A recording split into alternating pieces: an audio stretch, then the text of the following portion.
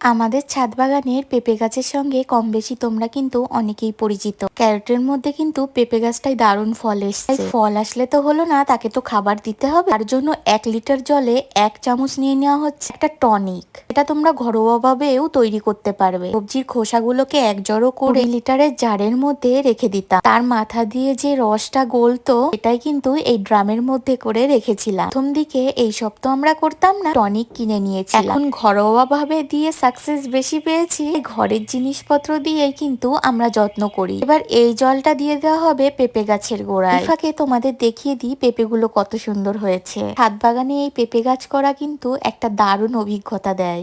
মানুষ চাইলে কি না করতে পারে বলো। আমাদের এই নিত্য নতুন কমেন্ট গুলো আমাদের অনেক উৎসাহিত করে নতুন নতুন গাছ লাগানোর, নতুন নতুন শাকসবজি রোপণ করার। তাতে দেখি ভালোই সাকসেস পাই। সবই তোমাদের ভালোবাসা। যাই হোক, এইভাবে তোমরা কমেন্ট করে